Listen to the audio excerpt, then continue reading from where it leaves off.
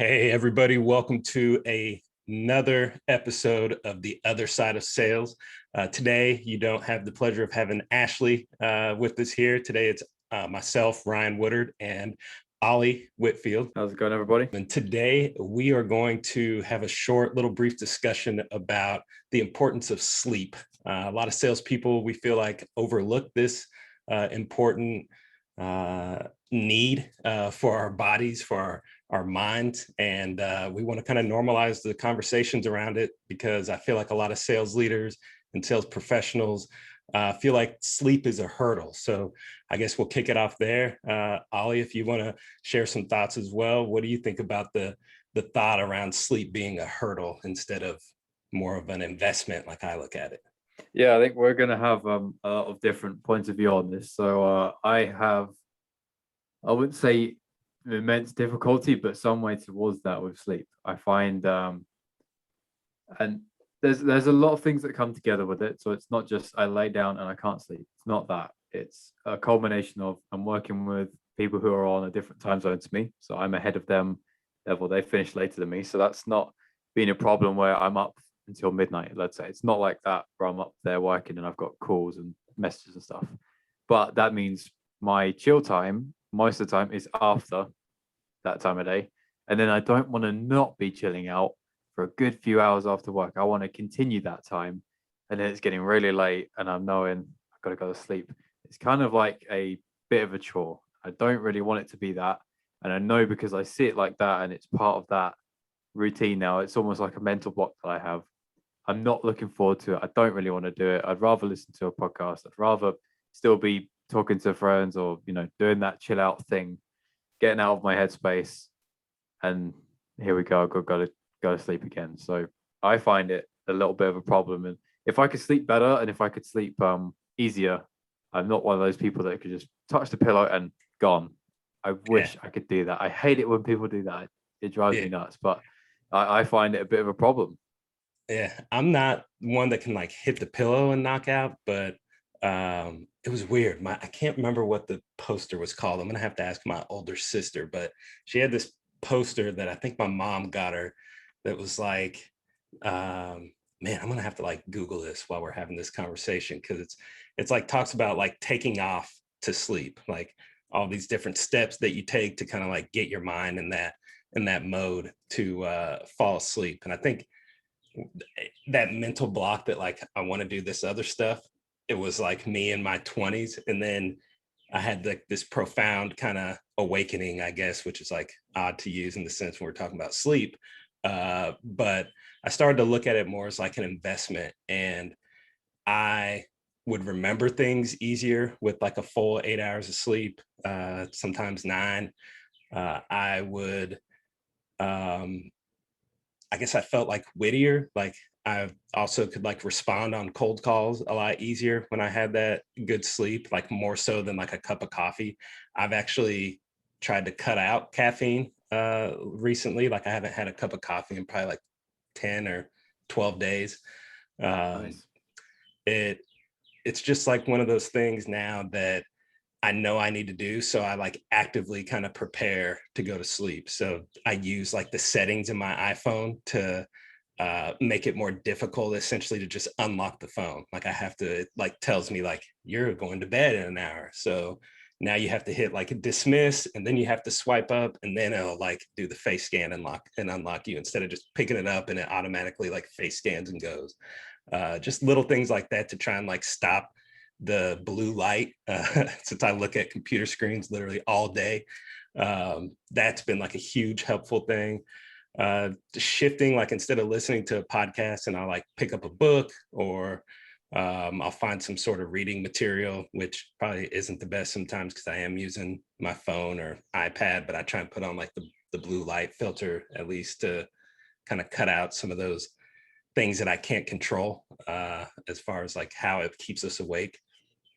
And then I think about all like the benefits of good sleep too. I mean, if we think of like our muscles, if you go lift and you exercise, you have to rest, you have to like do the recovery, put your, ice your muscles.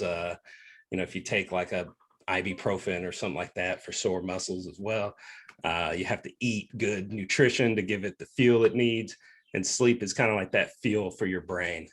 Getting good sleep is like a recovery method. It helps me just kind of shed some of the uh, maybe negative or like self-defeating thoughts that kind of creep into our head, and really stay like mentally strong. And so once I kind of like connected all that, it became real easy to fall asleep. And then I have two huge dogs, so like it's super easy to just like fall asleep, and one of them hops into the bed and like snuggles up with you, and you're like, I really don't want this big dog in my bed, but man, it's kind of comfortable now. It's like a huge like teddy bear, living teddy bear. Now I'm a you're there big, now. You can stay. yeah, pretty much. I'm a big kid, so I gotta let him stay. So when did you get this change? You said in your 20s, so I'm nearly 25. I got a way to go to my 30s, but you said at the end of your 20s, you had a point where things just totally changed. So what happened? How did you get Uh, to that? I think it was really like the the bad sleep started making my body like ache. Like I was pretty active. I tried to like go to LA Fitness, play basketball with randoms, and just stay active. And it just started impacting my ability to like get up in the morning and get going. Both of my parents suffered from bad backs too. And unfortunately, like I inherited the arthritis in the spine. So that's another reason why I like kind of got obsessed with good sleep and like proper spinal alignment. And that like, even though it's not the most comfortable at first, it's because like if you've been sleeping without the proper support, then your body just tends to like reject any kind of change to that, because it's adjusted, it's mentally like adjusted to like this is comfortable, so you'll just go to sleep, rather than this is good, um, correct like spinal alignment, and long term this is going to keep you in REM sleep faster. It's just like thinking about like you got to get sleep. So um, the body kind of aches and so forth, and then not being able to remember things as clearly, and then just reading about all the, you know, the what is it, like the physiological impacts with like high blood pressure, hypertension, cardiovascular disease that can happen.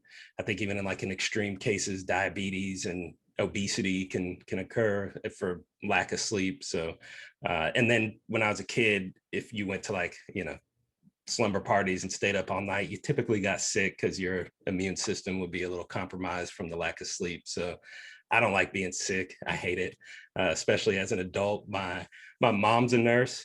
My wife is a nurse educator. So I chose a nurse for a reason, because they know how to take care of people when they're sick. And I'm a huge baby when I'm sick. That's smart.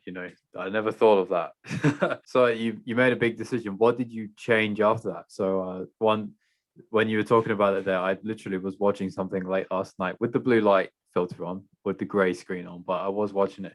Came up on my YouTube suggested. There's like 15 bazillion chiropractors on YouTube, which is kind of cool. One of them was talking about the best way to sleep, like your laying position, and a lot of us have that neck hunch, don't we, where we're always kind of like sat forward and the screen is forward and the phone is forward, so it's not necessarily that you're going to sit backwards and upright. And when you sleep like that, it's not helping, is it? So he said something like, instead of laying with your pillow horizontal and your neck on the bottom of the pillow, try and turn it vertically, and you kind of put the base of the pillow near sort of the top part of your back, but the bottom of the neck, because then that flattens your head down a bit. And that's a good few hours where if you can stay like that, you can get comfortable, make a habit. That's long term going to be a lot better than, like, sometimes I hunch over and it's my shoulders are forward and it's not a great position, but like you said, it's comfortable. So how did you start doing all of that stuff? How did you sort of punch through that discomfort to begin with? Yeah. My dad has sleep apnea, so he uses a CPAP machine. And I had jaw surgery in college where my jaw was like wired shut for like 8 weeks. So I had to sleep upright. So I think by like that experience, now like I have the adjustable Tempur-Pedic where I can make my feet, my head go up. And essentially, like I try and put it what they call like a zero gravity position, where your head's raised slightly, your feet are raised slightly. And sometimes I don't even use a pillow, because it's essentially like you said, like I'm laying back almost, good posture and alignment.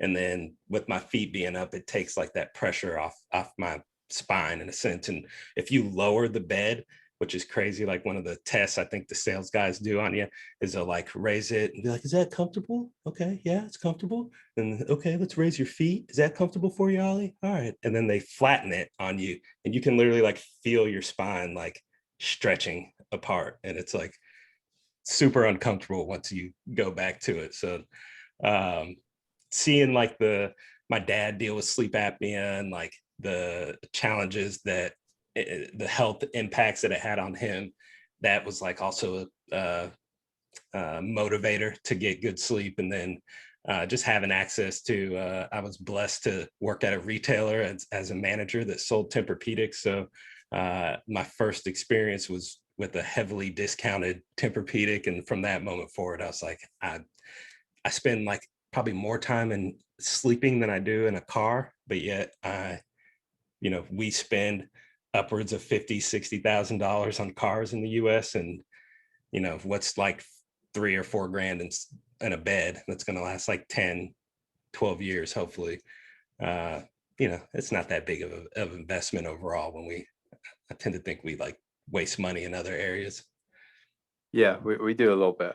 Okay, I got a question for you. You down to be a little bit more open and personal about this? Yeah, sure. Are you a snorer? Are you not a snorer? Do you talk? Do you sleepwalk? Any of it? So I used to snore all the time in my early 20s before I kind of like started really investing in sleep. Like my old roommate, uh, we had a huge like condo in downtown Indy. And I just remember one time him walking across the entire condo and being like, I was trying to watch TV and I couldn't. And he's in his room. He's like, I couldn't watch TV because your snoring was so loud. And so that's when I started like, okay, this is like kind of serious. This is an issue.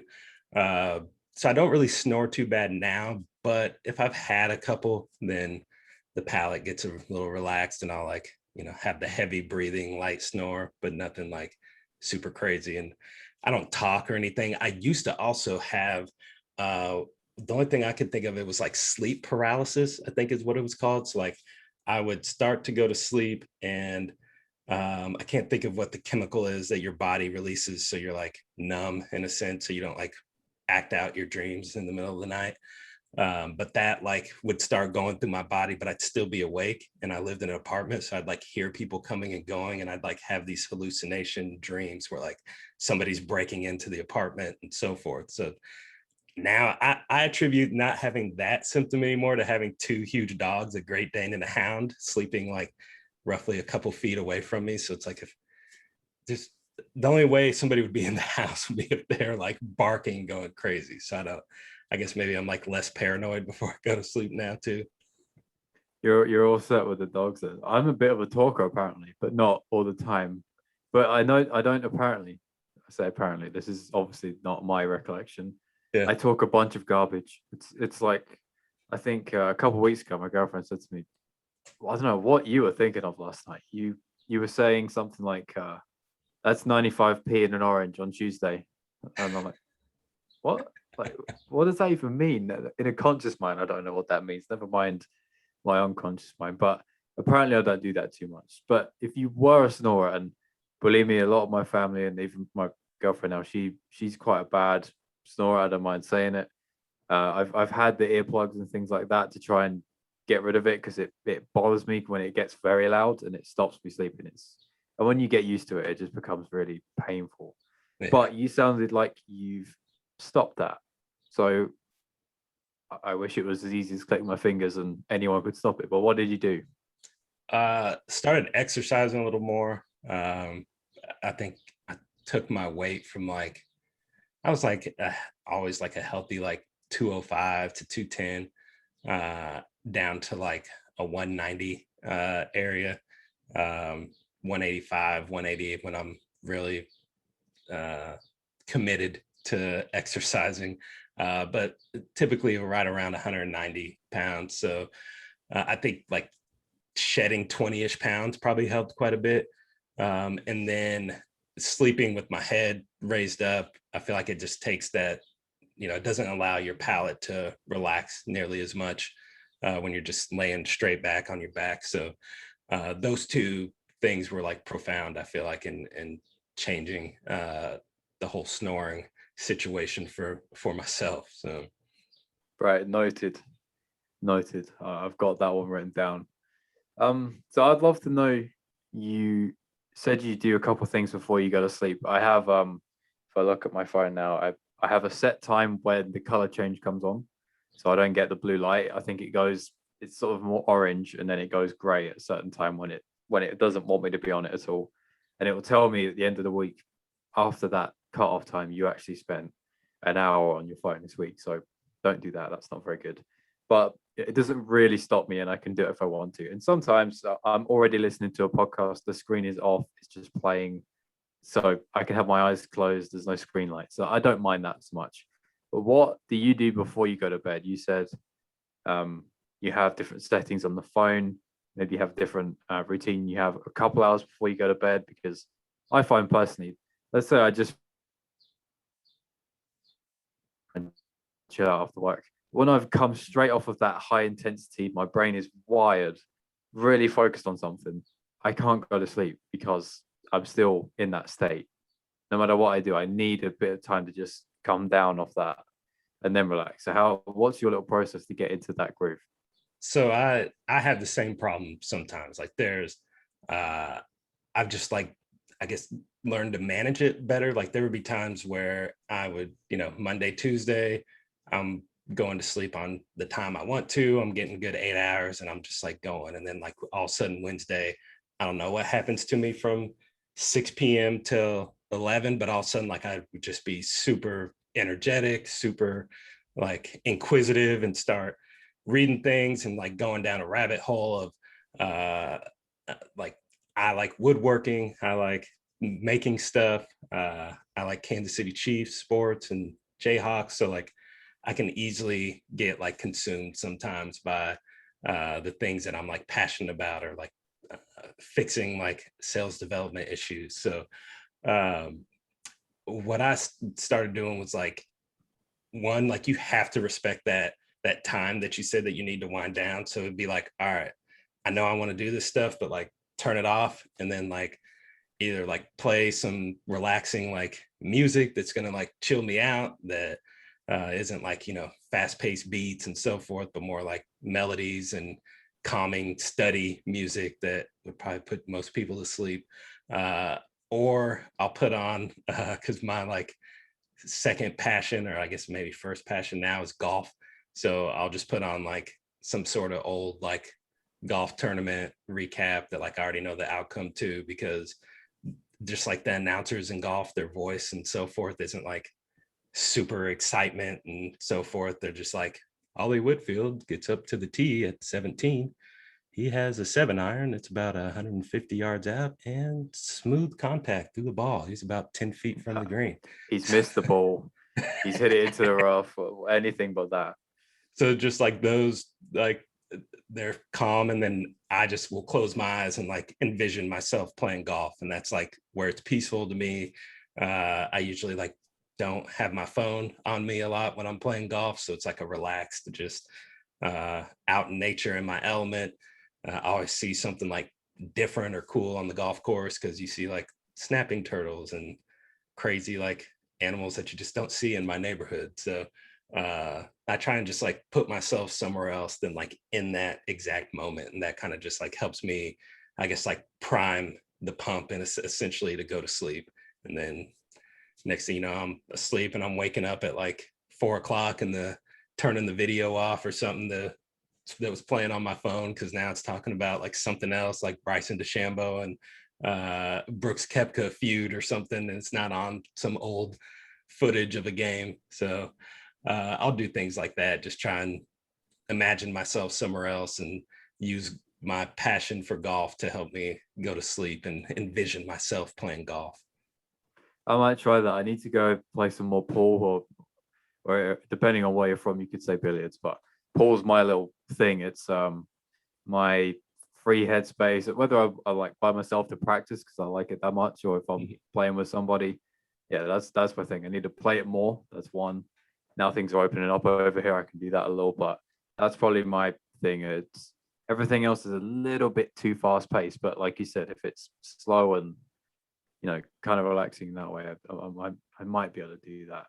So I wonder, do you ever find, let's say in lockdown, especially, which is sort of coming to an end over here, if I hadn't been out and I hadn't physically been out in the fresh air and sort of expended some physical energy, whether that's just that hour a day walk or anything like that. And I know I could easily have done some inside the house working out and things like that. But I think I personally need to be out and away to burn energy.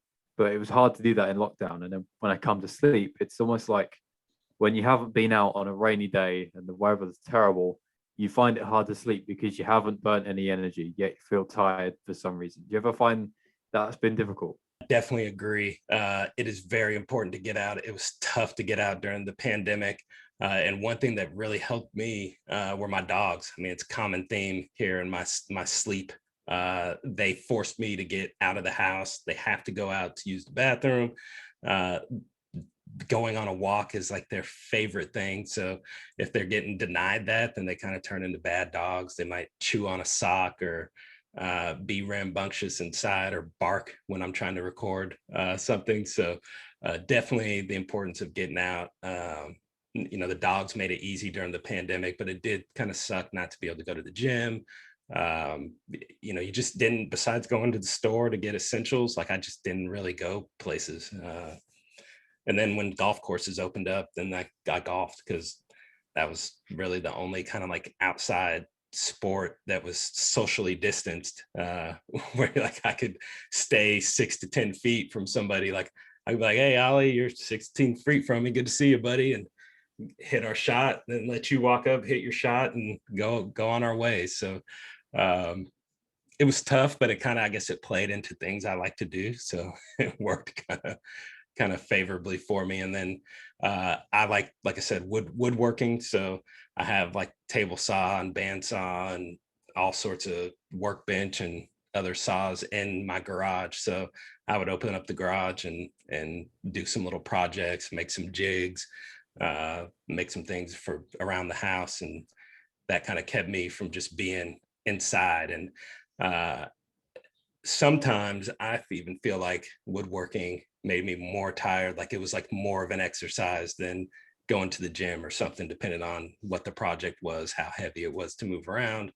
But then like um, using a router, especially like my work table height, I don't know if it's like really good for me. I kind of had to like squat a little bit, but that's what they say is the good height for it. So engaging those like glutes in your back and squatting and so forth just like would burn energy. So that would help me get that energy out so I could go to sleep at night. What's the best thing that you've made over the past year or so on the workbench? Probably this desk. Yeah, It's a cool. mess right now, but There there's we go. Looking it's like nice. You know what? I yeah. need to pay you to make one for me if you can. Mine is trash. I need to throw this thing away. Yeah, it was a basically I bought some boards.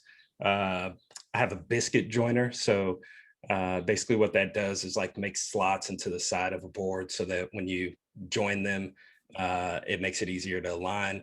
And then I just like uh, took a straight edge and marked out my dimensions, or I guess I took a square and marked out where I wanted kind of the ends to be at, and then uh, did one end with circular saw and cut the other end with circular saw, and then took my router and put a nice round over so it wouldn't like dig into your wrist with like a sharp edge.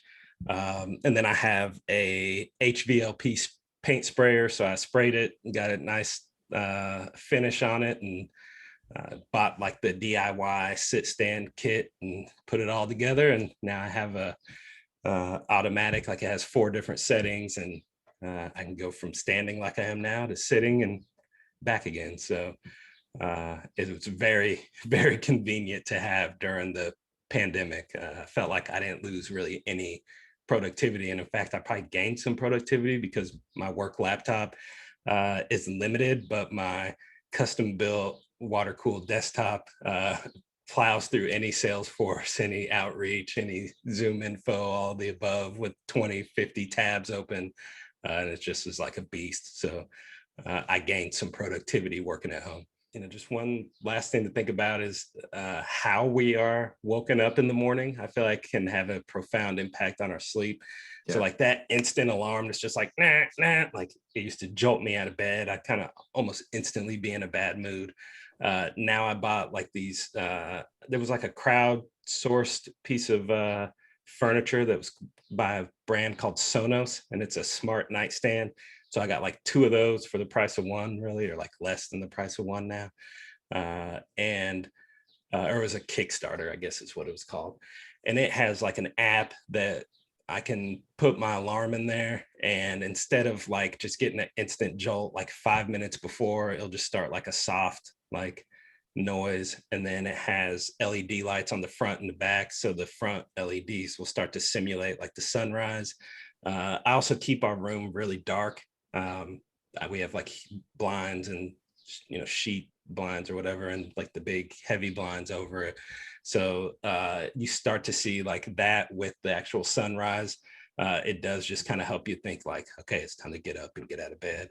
So those like subtle cues rather than like that instant alarming jolt with an alarm out of bed has just, I feel like it just makes the whole like sleep experience not something that I dread or like I have a bad relationship with, like it sounds like you do, and more of just like this pleasant, like this is part of my life. This is important. And, I like going to sleep at night. I like waking up refreshed and like feeling like I can set my mind to something and just go do it.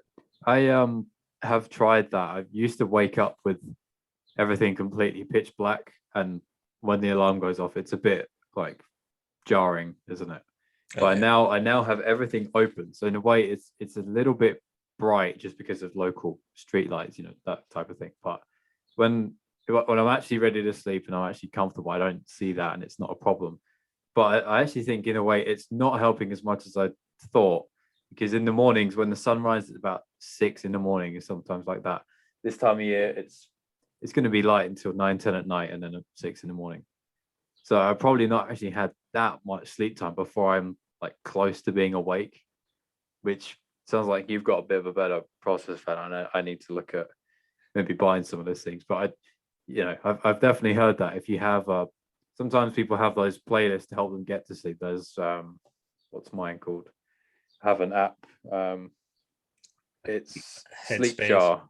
I have Sleep Jar, so I can play like rain sounds or jungle. Or, it's got loads of stuff on it, and that just plays for an hour to give me background noise, and it knocks me out. But in the morning, if it could come on again and it could do that, it's like a slow wake up thing. I think that would help me out quite a bit.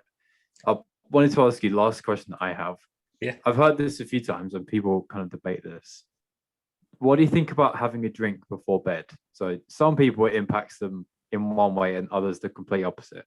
Some people get crazy dreams and like they can't sleep. It keeps them awake. They're wired because they've had it. Some people it completely relaxes them and knocks them out to go to sleep, and it's great.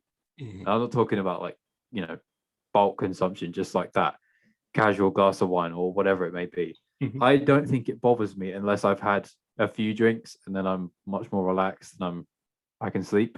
Not a Mhm. problem, but some people they go to that. What do you think of that?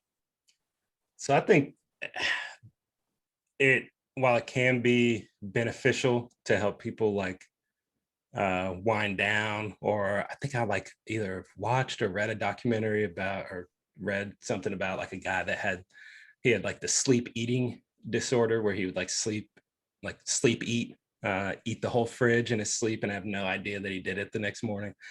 And so the one of the doctors just like recommended a beer like 2 hours within 2 hours before bed, and then he like stopped sleep eating. So I think there is like some connection there between like the I can't think of like what the chemicals in alcohol are that slow you down, but like there's like that connection there. But I also don't like to be dependent on anything, and I don't Yeah. like using like I don't take like any melatonin, or is it not melatonin? What is it? Is it melatonin that people take to I've sleep? heard of Whatever. that one. Yeah. Yeah, all the like different sleep stuff or CBD or anything like that to sleep. I Any just of feel those like things could be addictive, same as alcohol. That's kind of my problem with that. Yeah, and so I don't want to be dependent on that, and I try and look for more like natural, healthier ways to go to sleep. I think also like the benefit of living in like a single family, or a neighborhood versus a downtown environment where it is noisier. There's a lot more traffic, so I feel like you're kind of at the mercy of the environment around you. Whereas me, I have pretty normal-ish work hours. In the morning, my me working extra is getting up earlier and working, and I don't really have like there's not like a compelling factor for me to like work late and stay and work late. There's this it doesn't bring the business a lot of benefit for me to do that. Whereas like getting up earlier and getting some things knocked out and being available for my team once they're up and going is immensely more valuable for the business. So I think that like factors into it, as well as having um, the environment around me kind of supports my sleep schedule.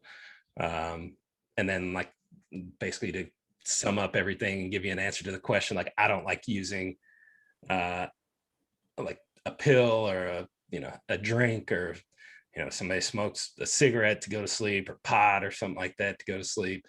I tend to like to just try and be a little more natural, and I don't know, it's like an inner fight with myself, I guess, in a sense. Like it's like, okay, you have all this stuff to do the next day, but you want to do these selfish things like listen to podcasts or play For Honor or watch golf or do something like that. And you need to I have commitments to people other than myself that I want to uphold and be seen as somebody that's trustworthy and reliable. So I think all those kind of thoughts and understanding like how important it is to get that sleep definitely like helps out a lot. And so I would say it's an individual case by case, but it's probably healthier to not use some sort of added chemical to go to sleep.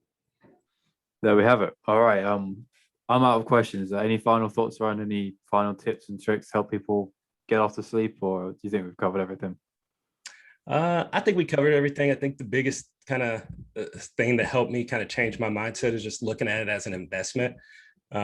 Just because you sleep, let's say you get like 2 hours of sleep tonight, but tomorrow it's Friday, you don't have to work Saturday, so you can get 10 hours of sleep. It doesn't really like work like that. It's not like you have like this sleep meter that you just deposit a little bit of sleep into, and then you take some out, and then the next day you have this amount. Your body just doesn't work like that. It's more of a it's like building a healthy eating habit. If you eat good all through the week, and then on the weekend you eat terrible, you can undo all the good work that you did eating healthy for 5 days with 2 days of poor eating decisions. And so sleep's kind of the same way. You have to treat it as with some respect in a sense, because it is super important, and you're going to be happier by like making those investments and putting sleep first rather than the material or the commitments we have in life that we think are like the end all be all of the world, in a sense, because it's our world we live in.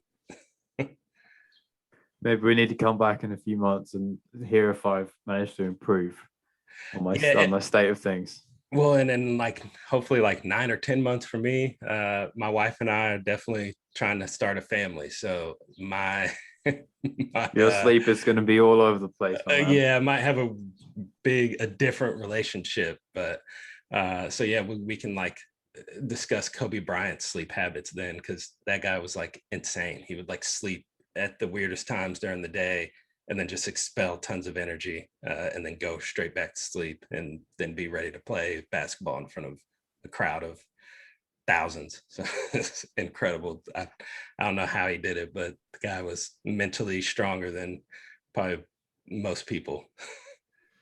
All right, I love it. Let's do this again. So, thanks everybody for listening. Hope you enjoyed this. Hopefully, you feel a bit more like Ryan than you do like me about this. I don't wish anybody to have bad sleep. It kind of sucks. So I need to go and take a few leaves out of Ryan's book. Hopefully you do too. But if you enjoyed the show, please make sure you subscribe wherever you are listening. Leave her a little review if you thought any of this was useful. And I'm sure Ashley will be back very soon. But hope you enjoyed this episode. We will see you soon. Cheers. Cheers, guys. Thank you.